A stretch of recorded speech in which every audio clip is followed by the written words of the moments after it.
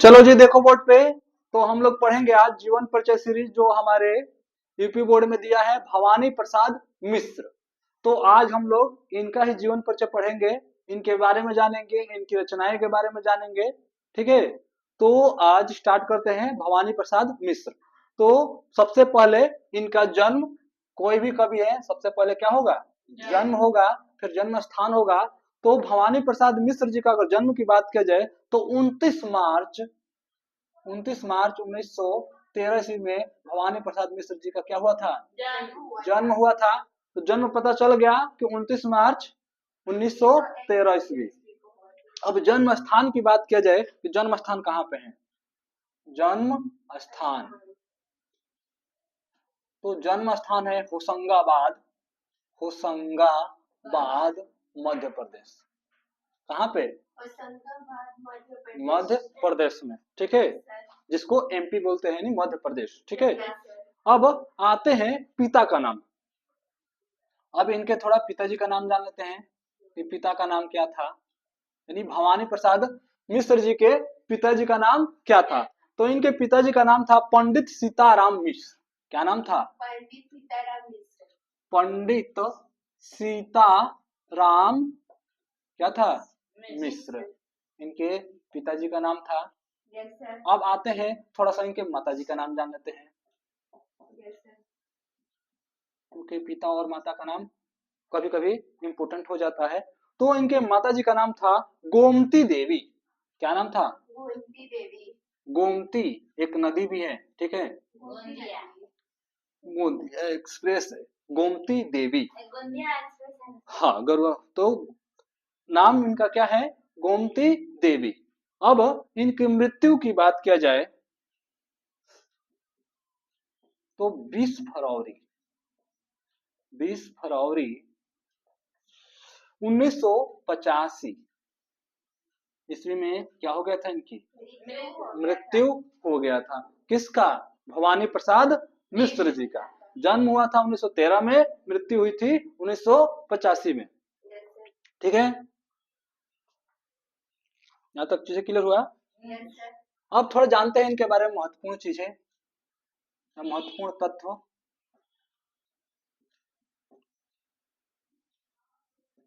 तो पहला इनके बारे में जो सबसे ज्यादा इंपॉर्टेंट है, ये दूसरे सप्तक के कवि थे। सबसे ज्यादा इंपॉर्टेंट क्या है, तो ये दूसरे सप्तक के कवि थे। दूसरा सप्तक कब से कब था, कौन बताएगा।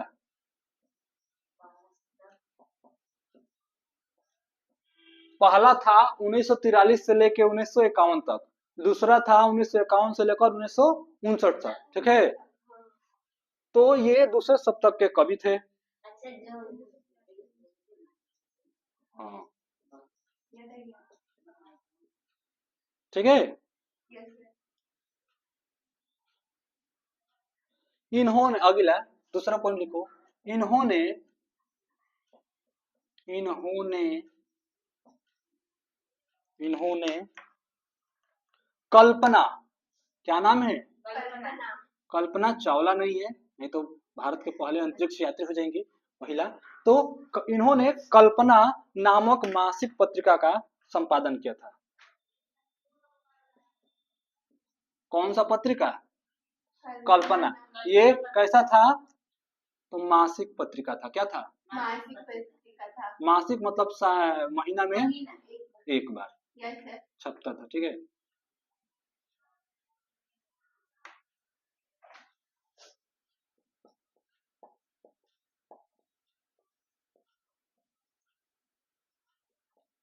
तो अगर बात की जाए भवानी प्रसाद मिश्र जी के बारे में, तो इन्होंने क्या किया था, कल्पना मासिक पत्रिका का संपादन किया था। ये दूसरे सप्तक के क्या थे, कवि थे। बहुत ज्यादा इंपॉर्टेंट है, डायरेक्ट पूछा जाता है कि कौन पहले सप्तक का कवि है, कौन दूसरे, कौन तीसरे। ठीक है, तो ऐसे पूछा जाएगा तो यहाँ पे गड़बड़ ना हो, याद होना चाहिए।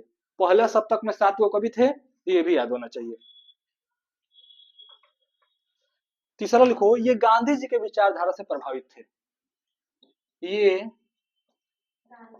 गांधी जी के विचारधारा से प्रभावित थे। ठीक है, कौन? भवानी प्रसाद मिश्र जी। ठीक है, यहाँ तक चीजें क्लियर हुआ। अब आते हैं इनकी रचनाओं के बारे में, यानी भवानी प्रसाद मिश्र जी की जो रचनाएं हैं इनके बारे में आते हैं, क्योंकि रचनाएं से भर भर के क्वेश्चन आता है और रचना तो कैसे भी किसी भी कीमत पे याद होना ही चाहिए। तो इसको मिटा दे। तो मिटा देने के बाद आते हैं इनकी लिखो रचनाएं, क्योंकि यहाँ से क्वेश्चन आएगा तो याद होना चाहिए इनकी रचनाएं। और रचना तुम्हारे बोर्ड एग्जाम में पूछा गया है बहुत बार इनकी रचना, क्योंकि इनकी रचनाएं बहुत सारी फेमस है, बहुत ज्यादा, तो याद होना चाहिए।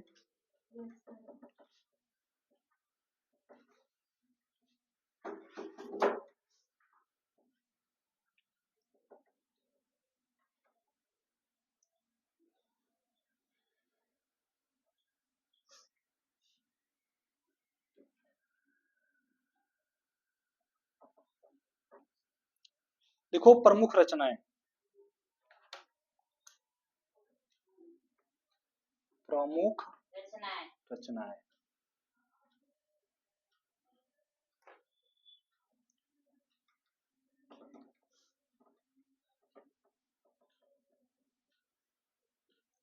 देखते हैं कि प्रमुख रचनाएं कौन है। पहला है गीत फरोश, बहुत ज्यादा इंपॉर्टेंट है, ये बहुत बहुत बार पूछा गया है। गीत फरोश, गीत फरोश, ठीक है, हाँ बोर्ड एग्जाम में बहुत बार पूछा गया गीत फरोश। अगला है, अगला क्या है? चकित है दुख, हाँ चकित है दुख, चकित है दुख, ठीक। तीसरा अगर बात की जाए तो अंधेरी कविताएं, तीसरे का है अंधेरी कविताएं, अंधेरी कविताएं, ठीक। चौथा अगर बात की जाए तो गांधी पंचसती, गांधी पंचसती, ठीक। पांचवा अगर बात किया जाए तो बुनी हुई रस्सी, एकदम स्टार बना लेना है, सुपर डुपर क्वेश्चन है। बुनी हुई रस्सी, इन पे इनको अवार्ड भी मिला है, बुनी हुई रस्सी पे साहित्य अकादमी पुरस्कार, ठीक है। तो ये आगे चलकर बनेंगे, पूछेंगे। ये गीत फरोश, चकित है दुख, बुनी हुई रस्सी बहुत ज्यादा इंपॉर्टेंट है, लगाएंगे, को बताएंगे कौन कौन। खुशबू के शिलालेख, अगला है खुशबू के शिलालेख, खुशबू के शिलालेख, ठीक। सेवेंथ की अगर बात किया जाए तो व्यक्तिगत, व्यक्तिगत, ठीक है। आठवां नंबर की अगर बात किया जाए तो परिवर्तन जिए, परिवर्तन जिए, ठीक। अगर नौवा की बात की जाए तो इदम न मम, ये इंपॉर्टेंट है, इदम न मम इंपॉर्टेंट है, इदम न मम, ठीक है, ये इंपॉर्टेंट है। त्रिकाल संध्या, अगला क्या है? त्रिकाल संध्या, हाँ तो त्रिकाल संध्या है, ठीक है। 8 नहीं समझ में आ रहा है? अरे तो जिस जो मैथ पढ़ा होगा वो 8 लिख ही लेगा। है? तो 10वां नंबर पे कौन है? त्रिकाल संध्या, ठीक। अब आते हैं 11 नंबर, हंसना मना है, ठीक है। अंतर्गत, हाँ अंतर्गत, चलो लग रहा है कि पढ़ लियो, किसी से नहीं हमसे ही है। अनाम तुम आते हो, अनाम मतलब बिना मतलब के भी तुम याद आते हो, अनाम तुम आते हो, तो क्या है? अनाम मतलब कि बिना मतलब के याद आते हो, है अनाम तुम आते हो, ठीक।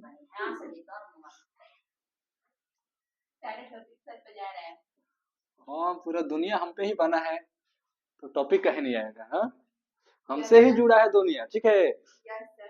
अनाम तुम आते हो, शरीर, कविता, फसलें और फूल। क्या है? शरीर, हाँ, शरीर, कविता, फसलें, फासले नहीं है, फसलें हैं, ठीक है। फासले भले ही बना लोगे, वो अलग बात है। फसलें और फूल, ठीक। नेक्स्ट है कालजयी, बहुत ज्यादा इंपॉर्टेंट है कालजयी, बहुत ज्यादा। जो इंपॉर्टेंट बोल दिए हैं एकदम तोता जिसे रट मारते हैं वैसे रटना है, ठीक है। कालजयी, मानसरोवर दिन, मानसरोवर दिन, इतना तुम्हारे बुक में नहीं दिया होगा, इतना रचना नहीं मिलेगा तुम्हारे बुक में, इस बात का ध्यान रहे। बहुत से मुश्किल से 4 से 5, कम से कम हम 15-16 पहुंच गए हम लोग। संप्रति, संप्रति, अगर अगला बात किया जाए तो नीली रेखा, इंपॉर्टेंट है नीली रेखा। रेखा कैसी है? नीली है। नीली रेखा तक, भाग रेखा खराब है क्योंकि भाग अच्छा ही नहीं तो रेखा क्या करेगी? हाँ, भाग रेखा, ठीक है। तुष की आग, पूस की रात नहीं है, पूस की रात प्रेमचंद्र की है, ये तुष की आग है, ठीक है। नेक्स्ट, ये कोहरे मेरे हैं, ये कोहरे किसके हैं? मेरे हैं, अंतर्मन मेरा दुख है। कोहरे, नहीं नहीं नहीं, ऐसा कुछ नहीं है, ठीक है। अब इनकी रचनाएं देखो, एक बार फिर से देख लेते हैं कौन कौन इंपोर्टेंट है, वो भी बता देंगे। गीत फरोश इंपोर्टेंट है, चकित है दुख इंपोर्टेंट है, पहले एक बार पढ़ लीजिए फिर लगा रहे हैं। गीत फरोश, इनकी रचनाएं एक बार देख लेते हैं। गीत फरोश, चकित है दुख, अंधेरी कविताएं, गांधी पंचसती, बुन्नी हुई रस्सी, खुशबू के शिलालेख, व्यक्तिगत परिवर्तन जिए, इदम न मम, त्रिकाल संध्या, ठीक। अंतर्गत, अनाम तुम आते हो, खुशबू, सॉरी, शरीर, कविता, फासले और फूल, खुशी नहीं है, ठीक है। कालजयी, फिर है अगला मानसरोवर नदी, मानसरोवर दिन, संप्रति, नीली रेखा तक, तुष की आग, ये कोहरे मेरे हैं। अब बात किया जाए कि इसमें कौन से ज्यादा सबसे ज्यादा फंसने वाला है, तो गीत फरोश, चकित है दुख, अंधेरी कविताएं, बुनी हुई रस्सी, खुशबू के शिलालेख, इदम नमम, त्रिकाल संध्या, ठीक है। फिर अनाम तुम आते हो, शरीर, कविता, फासले, फसले, फासले मुंह से निकल गया, फसले है, ठीक, इस बात का ध्यान रहे। फासले बढ़ गए हैं तो इसका मतलब ये नहीं कि फसले को फासले कर दें। हाँ, कालजयी स्टार वाला क्वेश्चन है एकदम। फिर से नीली रेखा तक, तुष की आग भी है, ये कोहरे तक, कोहरे मेरे, ये सब ऐसा है कि डायरेक्ट पूछ देगा और फंसना ही है, ठीक है। तो अच्छे से पढ़ना है इसके बारे में।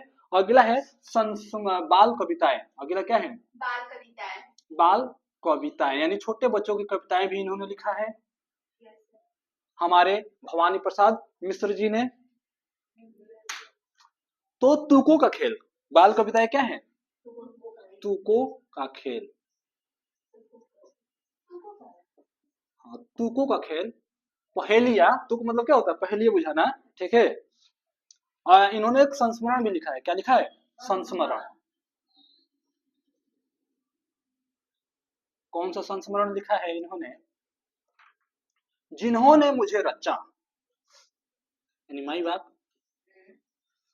जिन्होंने, माँ बाप, मुझे रचा, तो उसकी कर्ज चुकाना चाहिए, इन्हीं की बर्बाद कर दो नहीं। हाँ, तो अगला है निबंध संग्रह, निबंध संग्रह, इन्होंने निबंध भी लिखा है।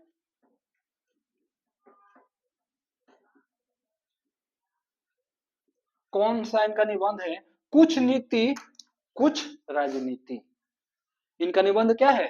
कुछ नीति कुछ राजनीति। हाँ, कुछ नीति, तो लोग आजकल यही कर रहा है, कुछ नीति कर रहा है तो कुछ राजनीति कर रहा है, कुछ नीति कुछ राजनीति, ठीक है।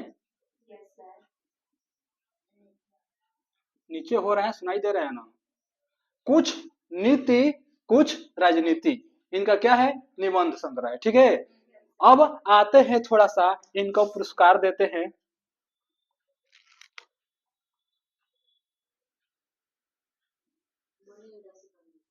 हाँ, तो पुरस्कार की बात किया जाए, यानी भवानी प्रसाद मिश्र जी को किस पे क्या पुरस्कार मिला है? तो पुरस्कार की अगर बात किया जाए तो बुनी हुई रस्सी, क्या है? बहुत ज्यादा ये फेमस है बुनी हुई रस्सी। ठीक है, बुनी हुई रस्सी, बुनी हुई रस्सी पर भवानी प्रसाद मिश्र जी को क्या मिला है? पुरस्कार प्राप्त हुआ है। तो बुनी हुई रस्सी पर इनको इनको मतलब किसको? भवानी प्रसाद मिश्र जी को। इनको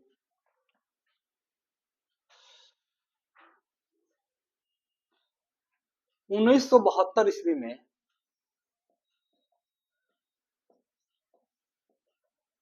1972 ईस्वी में साहित्य अकादमी पुरस्कार प्राप्त हुआ।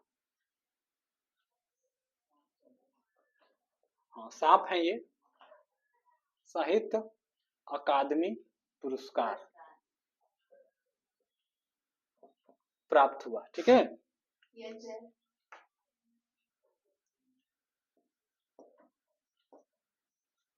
ठीक, चीजें यहां तक क्लियर हुआ?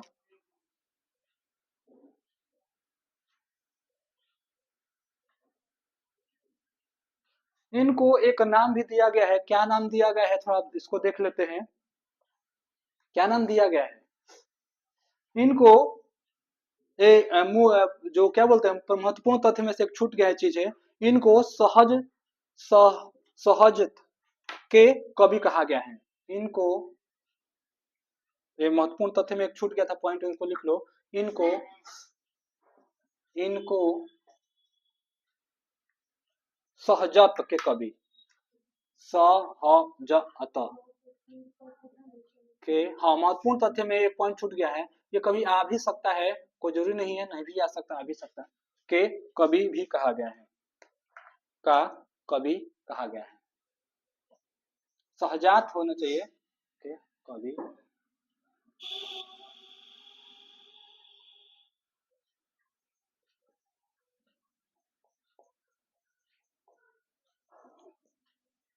यानी इनको क्या कहा गया है? सहजात के कभी भी क्या कहा गया है? इनको कहा गया है। किसको? भवानी प्रसाद मिश्र जी को कहा गया है। तो हम लोग थोड़ा सा रिवाइज कर लेते हैं भवानी प्रसाद मिश्र जी को।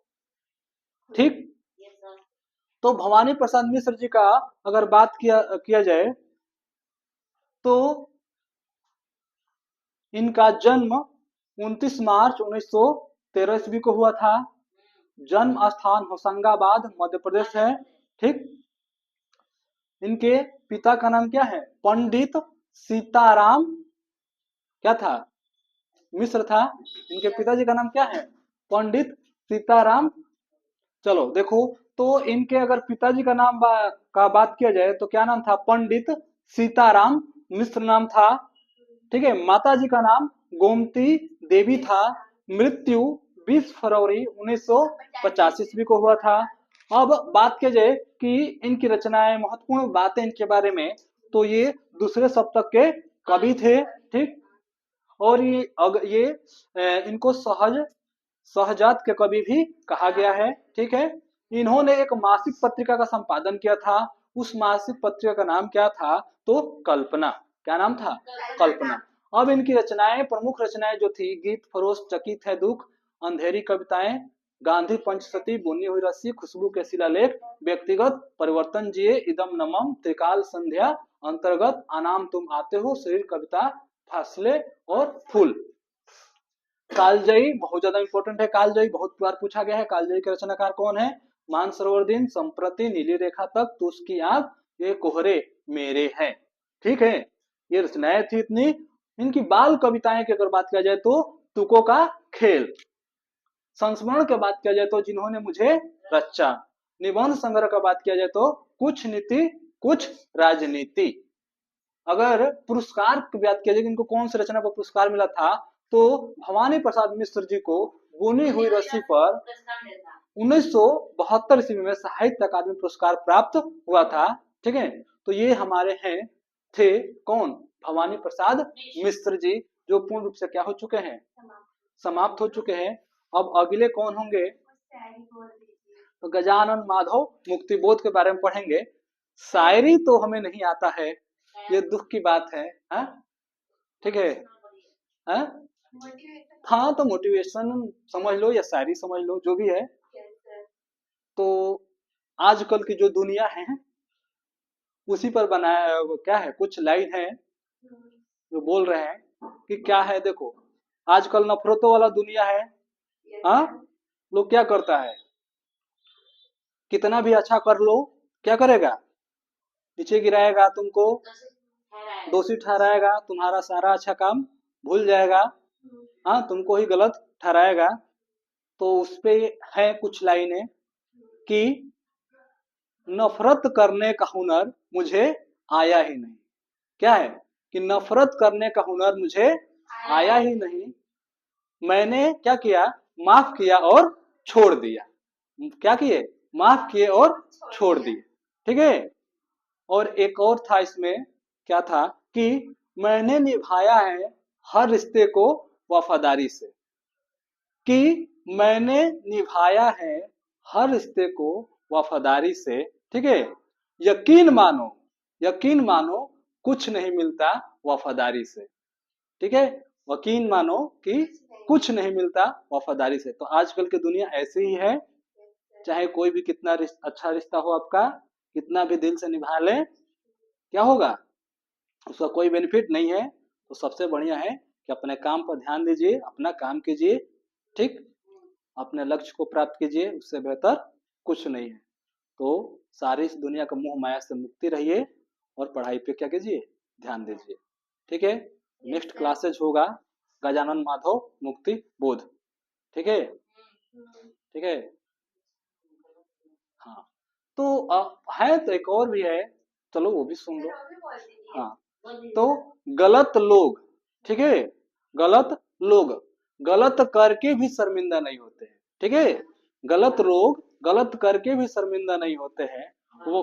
ठीक है, वहीं सही लोग अगर इल्जाम भी लगा दिया जाए तो क्या हो जाते हैं, टूट जाते हैं। अगर सही लोग पे इल्जाम भी लगा दिया जाए तो क्या हो जाएंगे, टूट जाएंगे। तो ये सच्चाई है इस दुनिया की कि चाहे गलत लोग कितना भी गलती कर ले उसको कोई फर्क नहीं पड़ेगा, लेकिन सही लोग पर थोड़ा सा भी इल्जाम लगाया जाए तो क्या हो जाएगा, टूट जाएगा। हाँ, हालांकि ऐसा नहीं होना चाहिए, अपने आप पर विश्वास रखना चाहिए। ठीक, और अपना जो काम है वो काम करते रहना चाहिए। तो आज के लिए बस इतना ही सेवाएं दी जाती है, कल चलेगा गजानन माधव मुक्ति बोध।